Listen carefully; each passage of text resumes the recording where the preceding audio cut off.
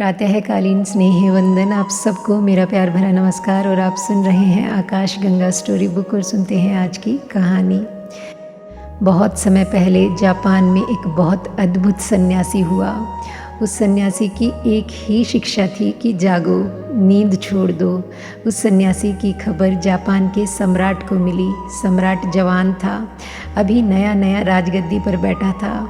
उसने उस फ़कीर को बुलाया और उस फ़कीर से प्रार्थना की कि मैं भी जागना चाहता हूँ, क्या मुझे जागना सिखा सकते हैं?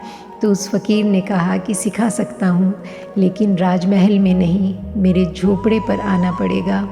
और कितने दिन में सीख पाएंगे इसका कोई निश्चय नहीं है। यह एक एक आदमी की तीव्रता पर निर्भर करता है, एक एक आदमी के असंतोष पर निर्भर करता है कि वह कितना प्यासा है कि सीख सके।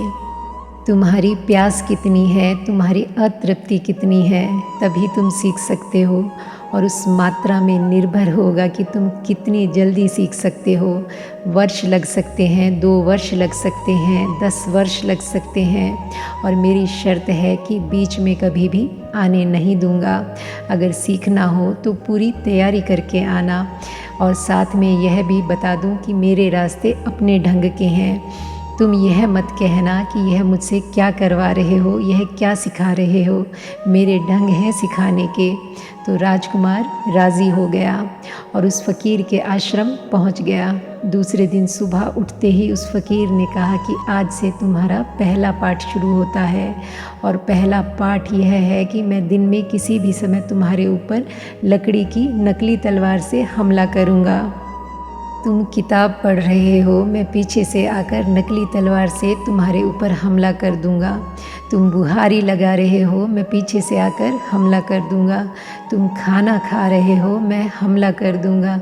दिन भर होश से रहना, किसी भी वक्त हमला हो सकता है। सावधान रहना, अलर्ट रहना, किसी भी वक्त मेरी तलवार, लकड़ी की तलवार तुम्हें चोट पहुंचा सकती है। उस राजकुमार ने कहा कि मुझे तो जागरण की शिक्षा के लिए बुलाया गया था और यह क्या करवाया जा रहा है। मैं कोई तलवारबाजी सीखने नहीं आया हूँ, लेकिन गुरु ने पहले ही कह दिया था कि इस मामले में तुम कुछ पूछताछ नहीं कर सकोगे। मजबूरी थी। शिक्षा शुरू हो गई, पाठ शुरू हो गया। 8 दिन में ही उस राजकुमार की हड्डी पसली सब दर्द करने लगी, हाथ पैर सब दुखने लगे। जगह जगह से चोट, किताब पढ़ रहे हैं और हमला हो जाए, रास्ते पर घूमने निकला है और हमला हो जाएगा। दिन में 10-25 बार कहीं से भी हमला हो जाएगा। लेकिन 8 दिन में ही उसे पता चला कि धीरे धीरे एक नए प्रकार का होश, एक जागृति उसके भीतर पैदा हो रही है। वह पूरे वक्त अलर्ट रहने लगा, सावधान रहने लगा, कभी भी हमला हो सकता है।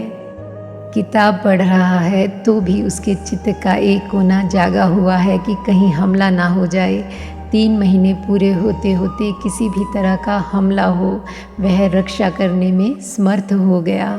उसकी ढाल ऊपर उठ जाती, पीछे से भी गुरु आए तो भी ढाल पीछे उठ जाती और हमला संभल जाता। 3 महीने बाद उसे चोट पहुंचाना मुश्किल हो गया।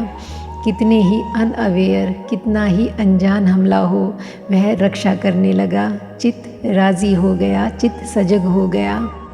उसके गुरु ने कहा कि पहला पाठ पूरा हो गया, कल से दूसरा पाठ शुरू होगा।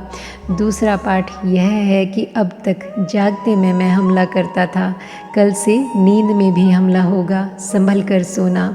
उस राजकुमार ने कहा कि गजब करते हैं आप, कमाल करते हैं। जागने तक तो गनीमत थी, मैं होश में था, किसी तरह बचा लेता था, लेकिन नींद में तो बेहोश रहूँगा। उसके गुरु ने कहा कि घबराओ मत, मुसीबत नींद में भी होश को पैदा कर देती है। संकट नींद में भी सावधानी को जन्म दे देता है। उस बूढ़े ने कहा कि फ़िक्र मत करो, तुम फ़िक्र छोड़ो, तुम तो नींद में भी होश रखने की कोशिश करना। और लकड़ी की तलवार से नींद में हमले शुरू हो गए। रात में 8-10 दफ़ा कभी भी चोट पड़ जाती। 1 दिन, 2 दिन, 8-10 दिन बीतते बीतते फिर हड्डी पसली दर्द करने लगी। लेकिन 3 महीने पूरे होते होते राजकुमार ने पाया कि वह बूढ़ा ठीक कहता है। नींद में भी होश जागने लगा। सोया रहता और भीतर कोई जागता भी रहता और स्मरण रखता कि हमला हो सकता है। हाथ रात में नींद में भी ढाल को पकड़े रहता। 3 महीने पूरे होते होते गुरु का आगमन, उसके कदम की धीमी सी आवाज़ भी उसे चौंका देती और वह ढाल से रक्षा कर लेता। 3 महीने पूरे होने पर नींद में भी हमला करना मुश्किल हो गया। अब वह बहुत प्रसन्न था। एक नई तरह की ताजगी उसे अनुभव हो रही थी। नींद में भी होश था और कुछ नए अनुभव उसे हुए। पहले 3 महीने में जब वह दिन में भी जागने की कोशिश करता था तो जितना जितना जागना बढ़ता गया उतने उतने विचार कम होते गए। विचार नींद का हिस्सा है। जितना सोया हुआ आदमी उतने ज़्यादा विचार उसके भीतर चक्कर काटते हैं। जितना जागा हुआ आदमी उतना भीतर साइलेंस और मौन आना शुरू हो जाता है। विचार बंद हो जाते हैं। पहले 3 महीने में उसे स्पष्ट दिखाई पड़ा था कि धीरे धीरे विचार कम होते गए और फिर धीरे धीरे विचार समाप्त हो गए। सिर्फ सावधानी रह गई, होश रह गया, अवेयरनेस रह गई। ये दोनों चीज़ें एक साथ कभी नहीं रह सकती। या तो विचार रहता है या होश रहता है। विचार आया कि होश गया। जैसे बादल घिर जाएं तो आकाश में सूरज ढक जाता है, बादल हट जाएं तो सूरज प्रकट हो जाता है। विचार मनुष्य के मन को बादलों की तरह घेरे हुए हैं। विचार घेर लेते हैं, होश दब जाता है। विचार हट जाते हैं और होश प्रकट हो जाता है। जैसे बादल को फोड़कर सूरज दिखाई पड़ने लगता है। पहले 3 महीने में उसे अनुभव हुआ था कि विचार क्षीण हो गए, कम हो गए। दूसरे 3 महीने में एक और नया अनुभव हुआ। रात में जैसे जैसे होश बढ़ता गया वैसे वैसे सपने कम होते गए। जब 3 महीने पूरे होते होते जागरण रात में भी बना रहने लगा तो सपने बिल्कुल ही विलीन हो गए। नींद स्वप्न शून्य हो गई। दिन विचार शून्य हो जाए और रात स्वप्न शून्य हो जाए तो चेतना जाग जाती है। 3 महीने पूरे होने पर उसके बूढ़े गुरु ने कहा कि दूसरा पाठ पूरा हो गया। तो उस राजकुमार ने कहा कि तीसरा पाठ क्या हो सकता है। जागने का पाठ भी पूरा हो गया, नींद का पाठ भी पूरा हो गया। उसके गुरु ने कहा कि अब असली पाठ शुरू होगा। कल से मैं असली तलवार से हमला करूँगा। अब तक लकड़ी की तलवार थी। उस राजकुमार ने कहा कि आप क्या कह रहे हैं। लकड़ी की तलवार तक तो गनीमत थी, चूक भी जाता था तो भी कोई खतरा नहीं था। असली तलवार, तो गुरु ने कहा कि जितना चैलेंज, जितनी चुनौती चेतना के लिए खड़ी की जाए, चेतना उतनी ही जागती है। जितनी चुनौती हो चेतना के लिए, चेतना उतनी सजग होती है।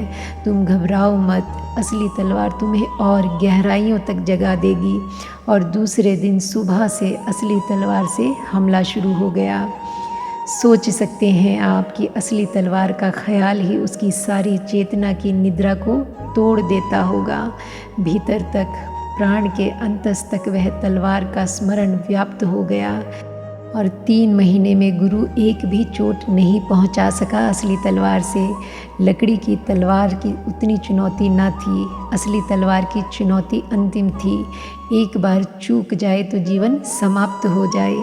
3 महीने में एक भी चोट नहीं पहुंचाई जा सकी और 3 महीने में उसे इतनी शांति, इतने आनंद, इतने प्रकाश का अनुभव हुआ उस युवक राजकुमार को कि उसका जीवन एक नए नृत्य में, एक नए लोक में प्रवेश करने लगा।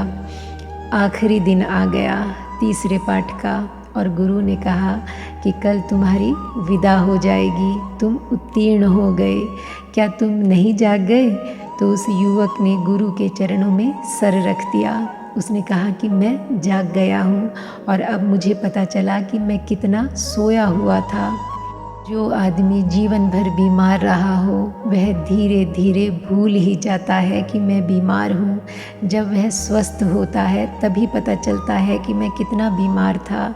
जो आदमी जीवन भर सोया रहा है और हम सब सोए रहे हैं, हमें पता भी नहीं चलता कि यह सारा जीवन एक नींद थी। और राजकुमार ने चरणों में सर रख दिया गुरु के। कहा कि अब मैं जान रहा हूँ कि जीवन क्या है, कल क्या मेरी शिक्षा पूरी हो जाएगी। तो गुरु ने कहा कि कल सुबह मैं तुम्हें विदा कर दूंगा। और सांझ की बात कि गुरु बैठकर किताब पढ़ रहा था एक वृक्ष के नीचे, और कोई 300 फीट की दूरी पर वह युवक बैठा हुआ था। कल सुबह वह विदा हो जाएगा इस छोटी सी कुटी से। इस बूढ़े के पास उसने जीवन की संपदा पाली थी। तभी उसे अचानक ख्याल आया कि यह बूढ़ा 9 महीने से मेरे पीछे पड़ा हुआ है।